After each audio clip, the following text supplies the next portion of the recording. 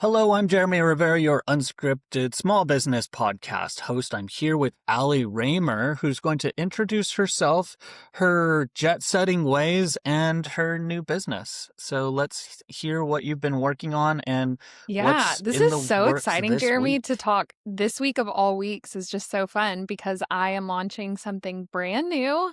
I am Allie Raymer, and now starting this week, I will be founder and lead travel advisor of Peace and Pearl Travel Co., my own travel agency. I've been in the business and doing this work for 9 years, and it's finally time to launch my own baby into the world. So I'm excited that it's happening this week. So this is going to be a fun conversation, I think.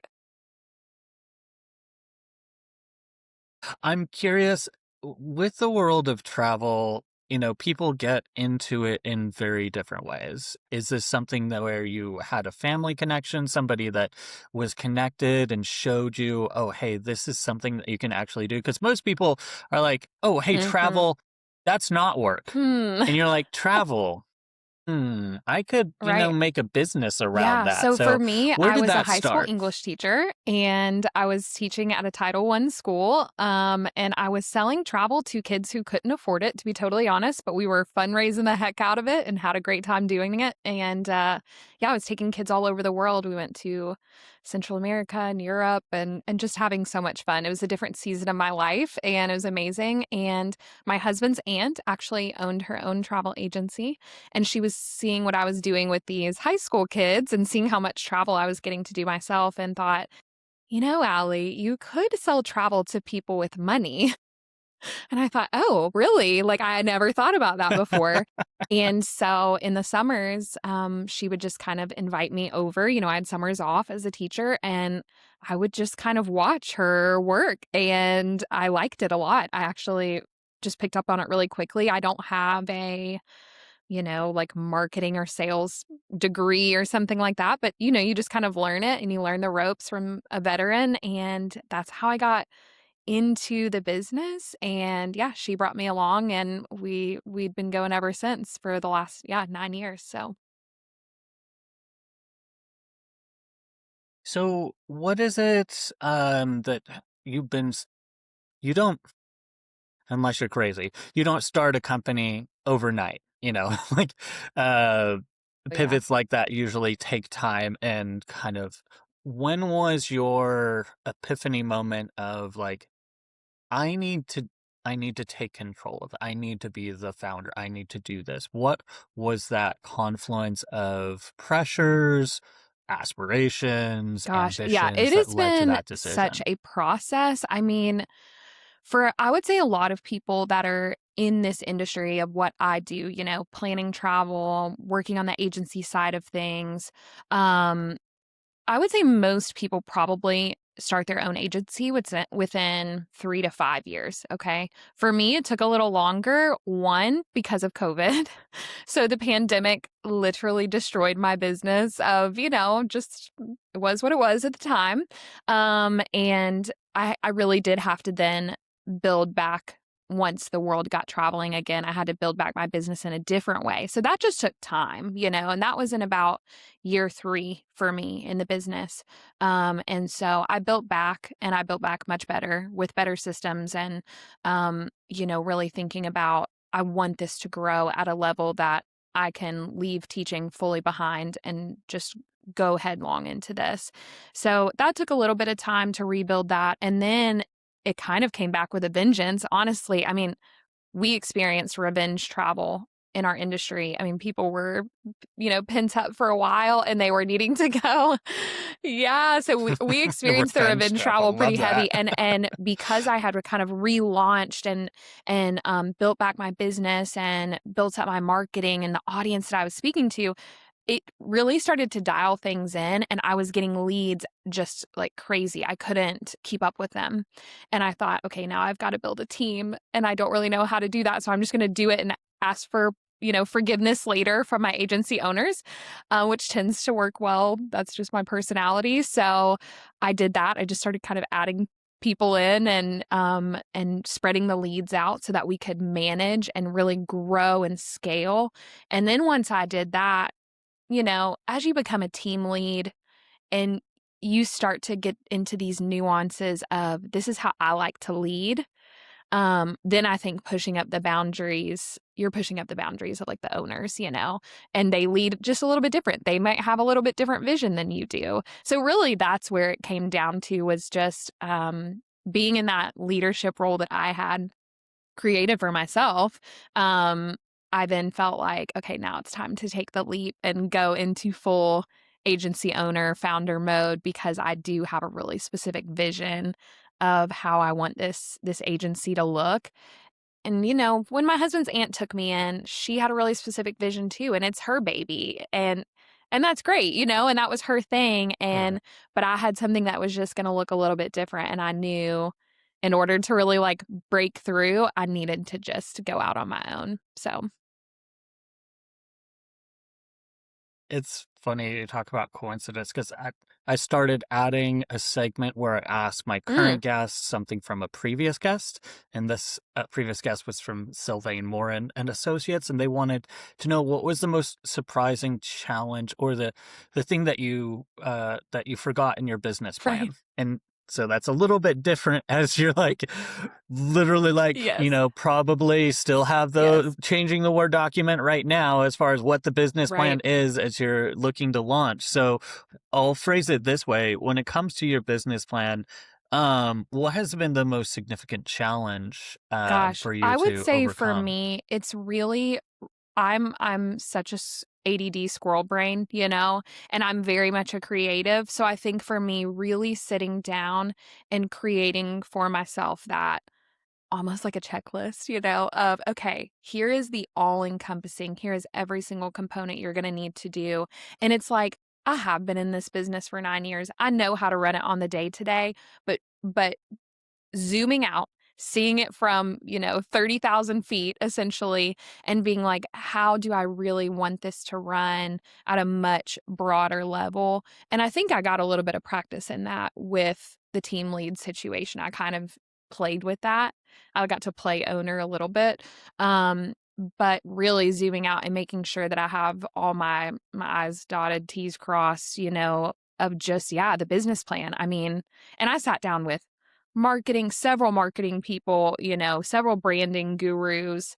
I called my one guy who's saying he's great. He helped me initially with kind of launching my website, and it was like business therapy. Like you need people like that to be like, okay, we're gonna sit down and like really talk about your business, and not just you get so sucked into like the day to day. Uh-huh. You know how to run it. You're an expert. You know how to do it, but it's zooming out and seeing that full plan. So yeah, I think that's just in this last week or two of sitting down and making sure I've got my checklist. So It is an interesting difference of, it's like the craftsman, the artisan, and the entrepreneur. Like, if you love to, make wire flowers, I've got a few back here. It's fun as a hobby, but like to turn that into a business, it adds a whole nother layer on top of it. And you may love travel and may love moving around and helping people move around, but like the business layer on the back mm, end of it can be very complicated. Um, I was talking with Knight Lancaster's, he is a CPA, and there's an aspect of like the financial part of it of like, are you looking in-house? Are you using, small business budgeting software, or are you outsourcing that and farming that to a right. fractional CFO? Because I also interviewed, Megan Wall, she's a fractional CFO. Is that a talent or skill that you have for your agency yourself? Do you have somebody on your team that handles that side of things, or have you gone the fractional route? Which it's weird to me because I've been Mm, doing digital marketing for 20 years, and fractional was not a right. thing even like 5 years ago. Yeah. Like people are like, what's that? But now it's a legit thing. And so how are Yeah, you I know, looking I at love that that question, piece of that's your so interesting. business? So it's 100% not my skill set, okay, that I will admit where my weaknesses are, and I am definitely the creative visionary. I am not behind the scene. I don't like spreadsheets, okay? So I definitely I have a benefit to this. So the way that I'm opening my new agency, this answer is kind of twofold. So with my new agency, I'm actually under what's called a host agency. So they actually provide so much of the back end financials that I don't have to deal with, which is amazing. So that's a huge part of it. That's a huge reason why I wanted to go the host agency route instead of I could have just started from scratch and been like, let me just start totally get my own, we call them CLI Auto, which is like your license, you know. I could have gone that route, but then I would have had to figure out the Mhm. administrative side of things, and that's not my strength. Like that's not where my superpower lies. So I knew for me, I needed to just tap into that existing source, and they don't have any other um, really requirements, overhead, interference. They literally are just like, "Hey, we're here. If you need us, we're here. We're gonna make sure you get paid every 2 weeks and you're rolling." And then I also have, you know, a local, company that I work with that does my payroll because 'cause I'm set up as an S corp and, you know, they do the payroll for my agent. So that is, like, not in my wheelhouse, and I actually do outsource all of that just with local people or with now my new host agency. So So I started consulting with uh, an air purity company, Pure Air, and it struck me as I was doing the research, looking at the content they created, and it's all around regulation basically, and there are different industries and niches that have regulations that define what it is they do and define how it is they do. Uh, what regulations in the travel industry define the role that you get to play? Because obviously, it's not like with high school students where you're like coming over and right. like helping them organize cookie bakes and fundraising, you know. And I'm sure that with the amount of money that flows in and out through travel and, potential agreements that there are behind the Mhm. scenes, some red tape, some guidance and pathways, some third rails. So, what are the regulations behind the scenes in your industry that are kind of shaping how you're Gosh, understanding I okay, your this is agency such a approach? fascinating question to me because I often liken travel advisors, travel agents, you know, sometimes people will use those terms interchangeably. I liken us to realtors, oftentimes to kind of help people understand how we work. I think personally, this is just a hot take for me. I think that we should have higher regulations, much like realtors do. You know, they have to have their own individual licensing and all of that. Travel agents don't have to have that. So I always tell people, you need to interview someone who's claiming they're a travel agent or travel advisor. You need to be asking them because at the end of the day, they can come under a host agency, take that license number from the host agency and book. I mean, and they can do it all, but how much are you really trusting them? I mean, how much education do they have? There is no, I mean, even with realtors, you have to do continuing ed every year. We aren't required to do that. Now, ASTA, our, you know, advisory, right? Our national kind of advisory, they encourage advisors to get kind of the blue check mark, right? Like meta verified essentially, but in the travel advisor world. And it's essentially just like a Yeah. little simple class. It's one class. And it's like, "Yep, you're verified." And it's pretty wild. I mean, I think that's why we're seeing a lot in this industry. I mean, I've been in it for 9 years, but since COVID, people are seeing that they can join these kind of MLMs and things like that and get in on the business. But I would be cautious. Like, I would be super cautious to anyone who uses a travel agent to definitely make sure that you interview them because there are not a lot of regulations for us. I think there should be. Like, as someone who's experienced and done it for a while, I wish there Interesting. was. I would do continuing ed in Yeah. order to have some sort of extra license and extra red tape, honestly, because I think there's a lot of people in this business that like to travel, but aren't always gonna be there to pick up the phone if you have a problem. So, yeah. So when it comes to like the value proposition, in a real estate agent situation, like the downside is, you could end up paying hundreds of $1,000s more. Mm, You could end up right. with a broken ass house. You could, your foundations could be shot. Like you didn't get the legal thing. You could lose your house. Mhm. Obviously, the risks Right. are huge on the financial and paperwork side.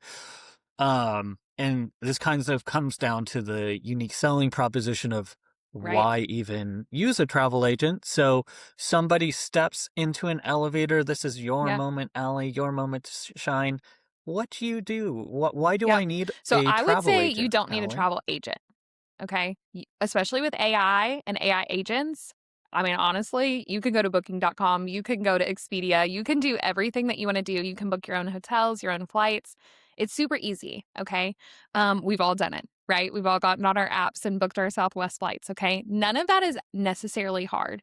What you actually need is a travel advisor, okay? So if someone's claiming that they're an agent, again, maybe proceed with caution because they probably just think of themselves as someone who's a booking agent. Okay. It's the old fashioned brick and mortar. You used to have that person.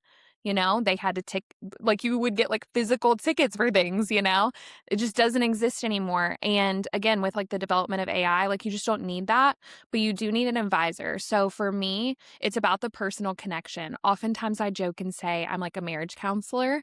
So a client will call me and want this particular trip or have this specific vision or think that they want to go to Santorini, Greece because they've seen it on TikTok or Instagram or whatever.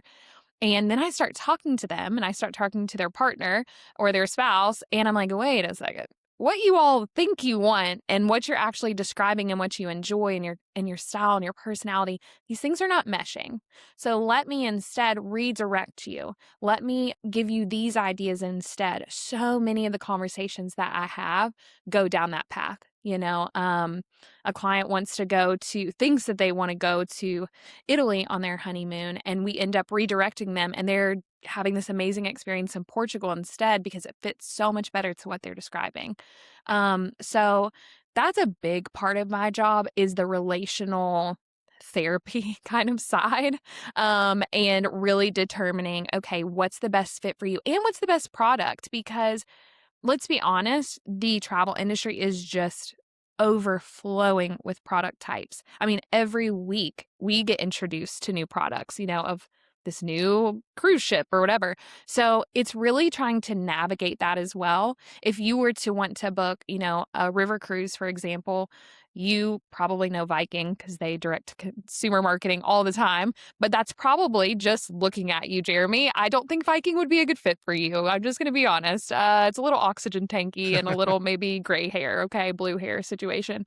So it's really about navigating those products and figuring out, hey, this is actually the really good product for you. And so many travel products don't even market direct to consumer.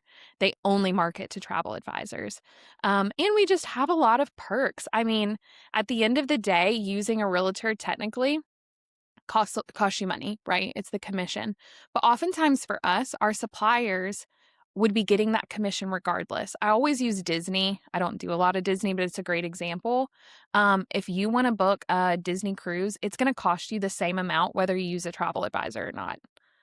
Either Disney's getting that extra 10% commission or a small business owner like myself is. And we're advocating for you on your behalf instead of a Disney travel agent advocating for, let's be honest, Disney's behalf. So I'm going to be some independent eyes and ears for you and really be your advocate. And I experienced that a lot during COVID. I mean, gosh, cruises were canceling left and right. People were trying to figure out what was going to happen with their money. And if you book direct, I Yeah. mean, you think about that. Celebrity cruises, Royal Caribbean, if you book direct, they're making sure their money is taken care of. But if you booked with me, I care about you and you getting your money back, you're my client. So that's kind of often where I go to. And right before we got on here, I had a client in Greece call me, hey, we can't find this rental car place, and it's a quick text back. They know that they have somebody in their corner and that if they try to call Expedia, they ain't ever gonna get anybody on the phone, So they know that they have somebody. And real quick, I can say, yeah, it's right here. Walk down Hmm. 5 minutes down the road. There it is. So it's just having somebody in your corner is really all it is.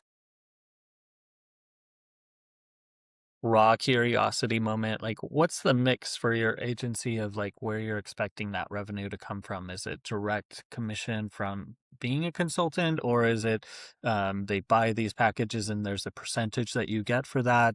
And so you're just kind of expanding and you make those behind the scenes connections. Like what's right? the push and pull of Yeah, so I would say it's really that twofold booking where look that's like? coming from. So oftentimes travel advisors, again, this is maybe a difference between agents and advisors. We are going to often charge a planning fee, a consult fee, retainer, something. There's different structures that you can do. So that would be one way. I do it it just depends on the kind of trip I do, honestly. If it's like super custom, I'm going to charge them a fee. If it's like a sweet little honeymoon client going to an all inclusive, I'm like, y'all are already spending a lot of money. Here, just come on, let me help you. So it just kind of depends. And then, so that's a small part of it.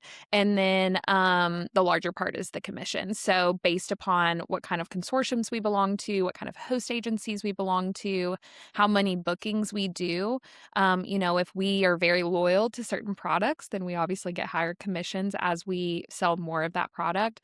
So it's really like those partnerships. And I would say just rough estimates. Most advisors probably make between, I would say average yield is like 12%. So,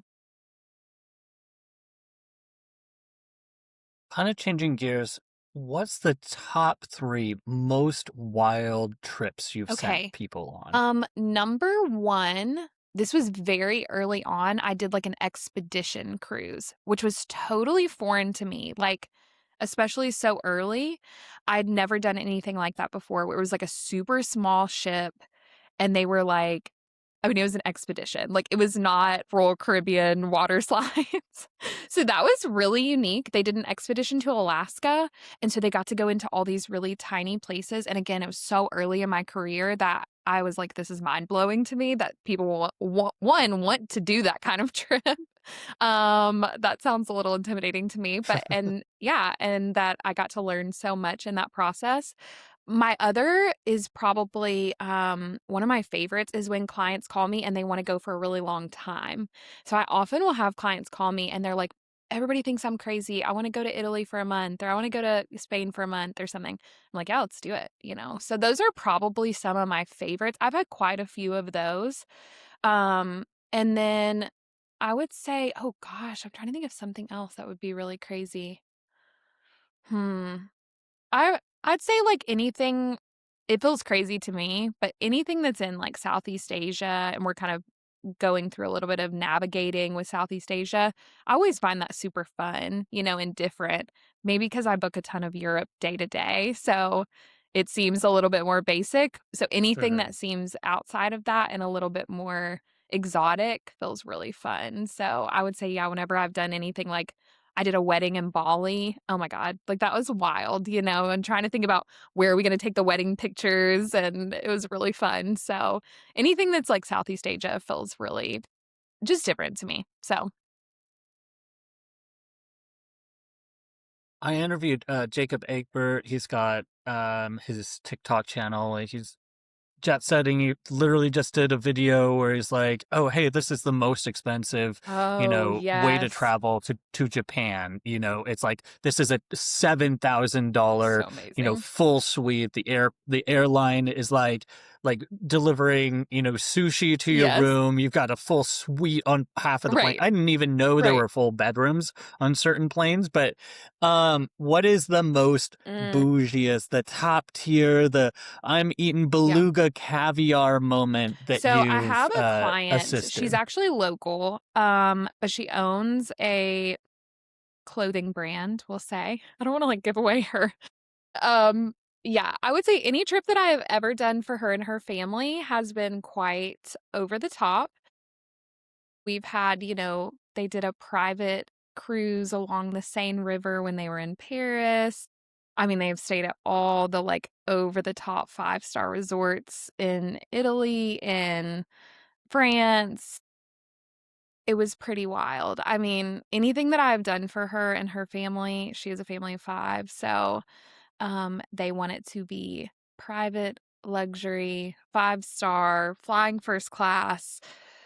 Yeah, all of that has been definitely you don't spend out of your own pocketbook for that, and, all the private experiences are pretty Mhm. neat. I mean, they did a ton of, like, private cooking classes in both France and Italy.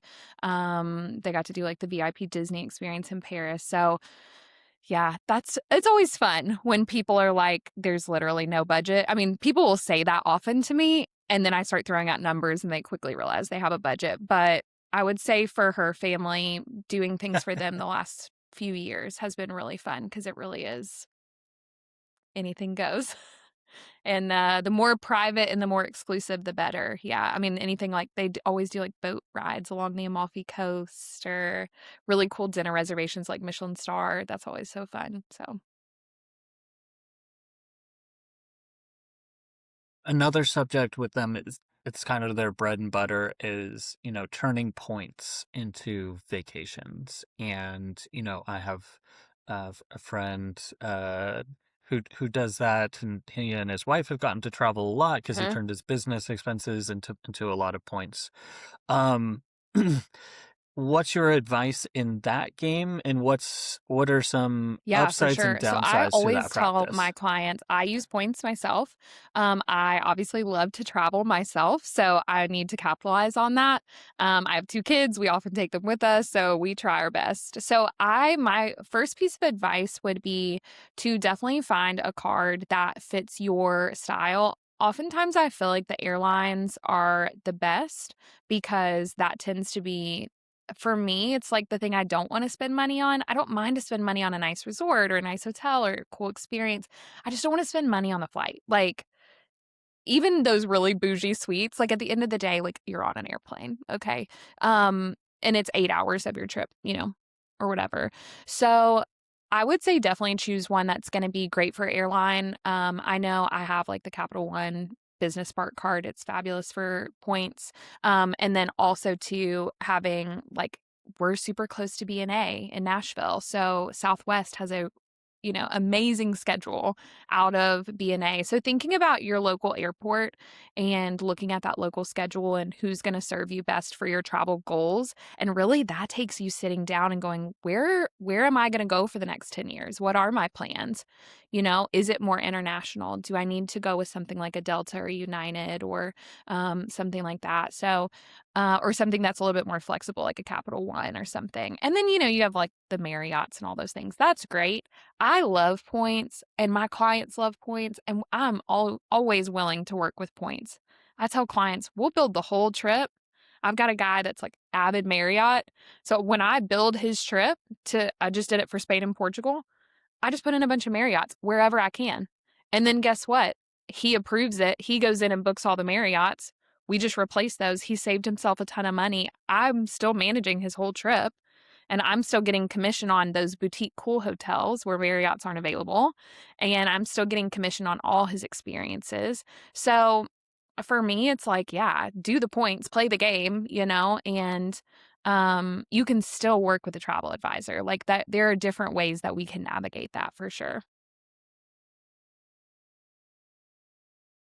I'm in Cookeville, Tennessee. So what's your usual suggestion if somebody's, headed out our way?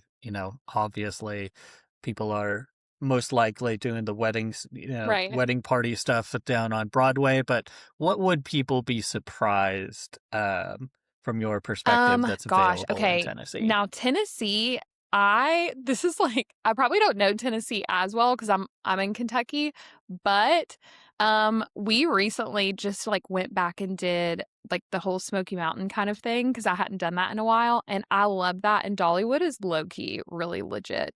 I freaking love Dollywood. Just like a random, like kind of redneck day is perfect. And is actually really, really well run. But my dream one day is actually to expand my business and to operate a DMC that is Kentucky based because I'm originally from Lexington.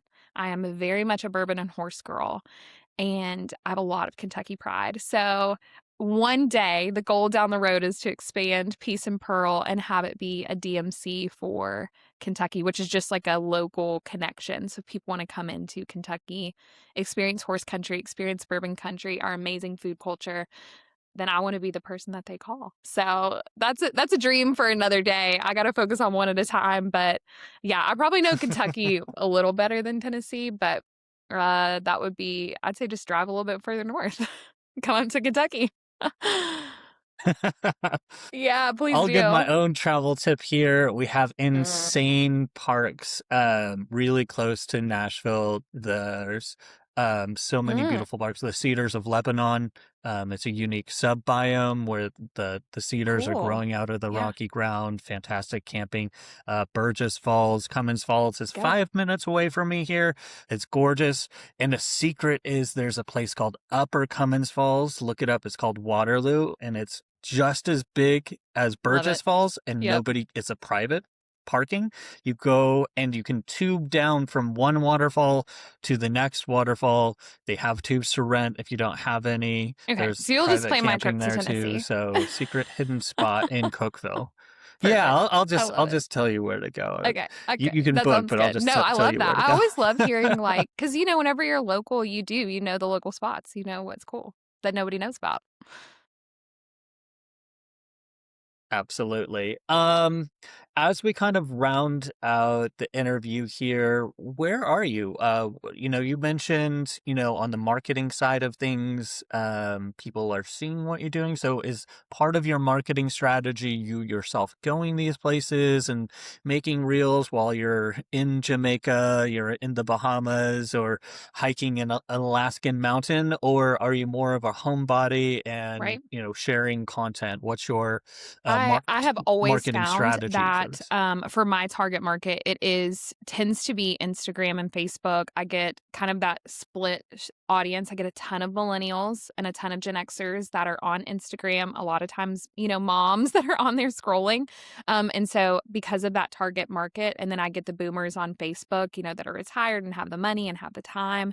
So because of that, I think it is absolutely imperative. If you are a travel advisor in this industry, it blows my mind that people are not utilizing free social media marketing every single time they travel. Like, it's what we do. If I went to the gym and looked at my trainer and he didn't have muscles, I wouldn't go to that gym. But he's buff, like he looks good. So I'm like, I need to do the same. Like I need to be exercising my travel muscle. We are going somewhere once a month, probably. Either me and my husband, me and my family, me by myself, for work purposes. So it's like every trip that I am personally going on, I am turning it into a marketing moment. I am thinking about what do my clients want to know about this destination? What do they want to know about this product? Maybe it's a destination they've never thought about before. So I'm just opening up their eyes to, hey, have you thought about going to the Peak District in the UK? You've probably never heard of it.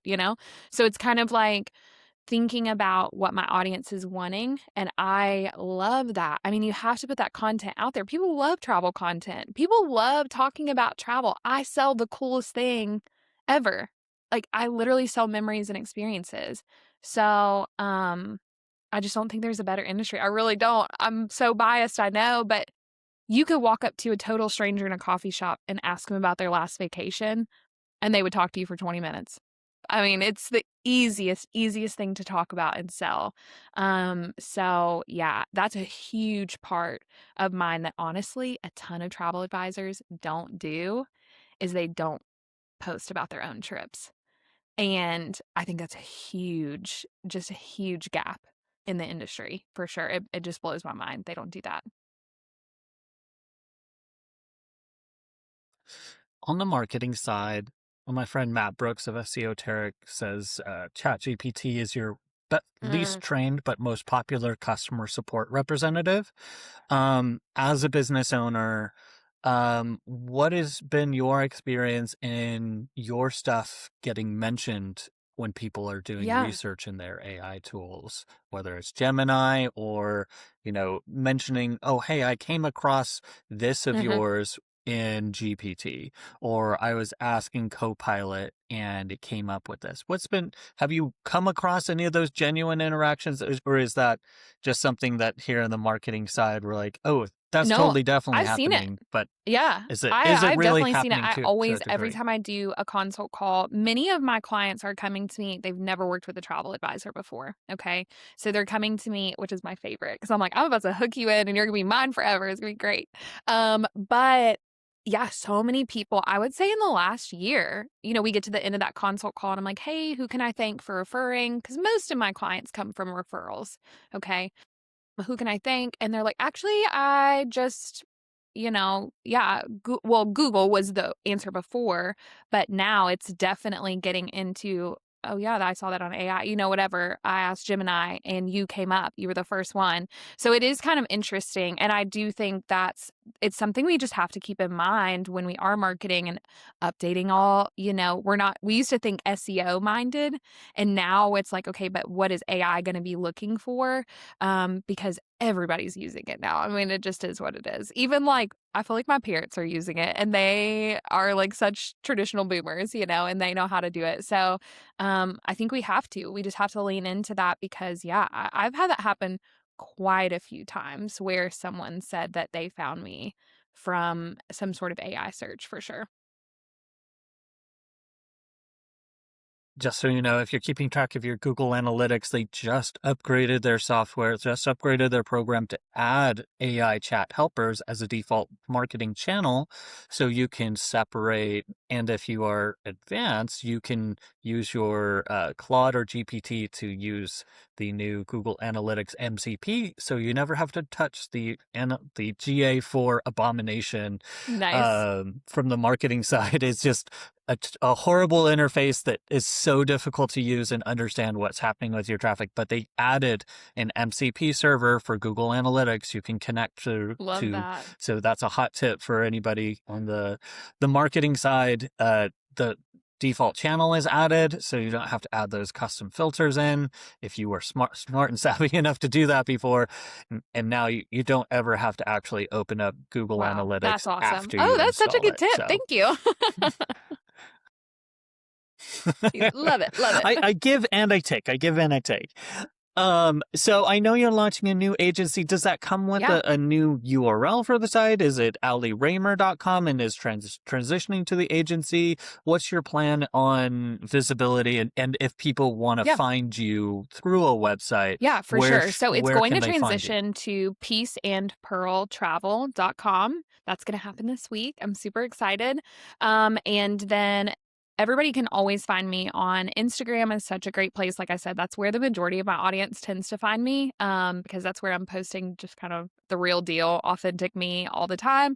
And so that's Allie. It's going to be Allie Peace and Pearl Travel. So that will switch over this week.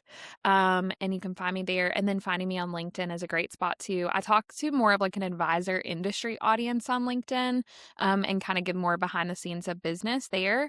And yeah, that's Allie Raymer. So that's easy enough. But yeah, we're transitioning everything this week. Again, I have my to-do list of all the things I need to change over, which is super exciting. And yeah, it's going to just be very authentically me, which I'm super excited about.